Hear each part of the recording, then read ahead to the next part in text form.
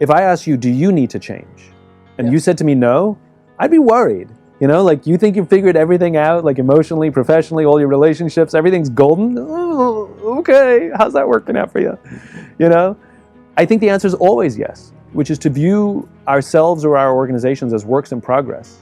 You know, that is an infinite mindset. Infinite mindset is fundamentally constant improvement. So, you know, there's big change, there's little change, there's tweaks, there's dramatic change. Sometimes it's reacting to changing cultures, changes in culture, politics, technology. You know, sometimes the change is our own, sometimes we have to react to it. But I think the honest answer is yes, we have to change. There's always opportunity to improve something.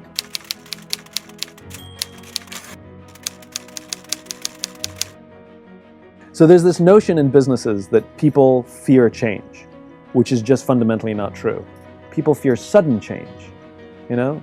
But incremental change is not threatening. People fear change that threatens them, right?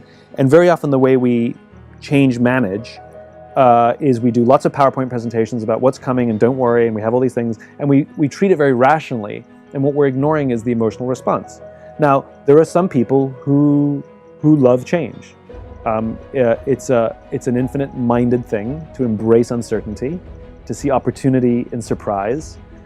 For some people, especially people who have gotten good at doing something for 10 years, 20 years, that all of a sudden you say you're going to change it, they fear, again, there's that emotional word, they fear that they won't know how to, or it will set them back.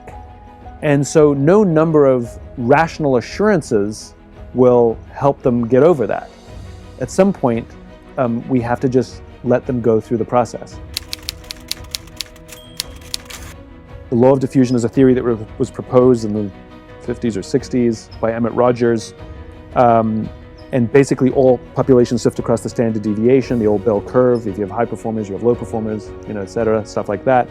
And what the law of diffusion tells us is that the first 2.5% of your population are your innovators. This is your big idea people. Elon Musk, Steve Jobs, right? Then you have 13.5% of your population that are your early adopters. These are the people who are willing to pay a premium, suffer an inconvenience, extend extra energy to be a part of something that reflects their own beliefs, stand in line to see Star Wars a week before it comes out, even though you can just wait 2 or 3 weeks and buy a ticket and go in. For them, it's worth it, right? And then you have your early and late majority, who are more cynical, more practical. What's in it for me? What guarantee am I going to have? What happens if it goes wrong? Will I get my money back? Like that kind of stuff, you know? You ever seen the YouTube video of the guy dancing solo, and then the early adopters come, and then next everyone's coming, and that's a movement, right? That's a great example of how it works. Now amplify that to an organization. The innovator is the person who came up with the idea, the person who first started dancing, and other people said, "You're an idiot," right? But a small group said, yeah, but it's fun. You know, we'll give it a try. And then before you know it, it's a perfect example of how law of diffusions work and how tipping points work. When we try to affect change inside an organization, we obviously want to affect the bell. We want to affect the majority of the company. But that's not how change happens. Because the majority will not try something until someone has tried it first. They're risk intolerant.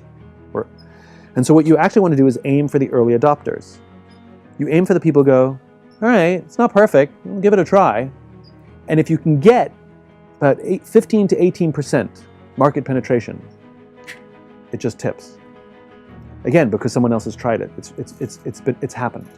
And so the way you affect change in an organization is not to thrust it upon everybody, because you're going to get massive resistance from the majority, but rather identify the pockets of early adopters, individuals and teams, that are willing to try this new thing that you want to try, get the kinks out, and then before you know it, what ends up happening is the majority starts getting angry, like, why weren't we given this? Well, that's called demand. We love that.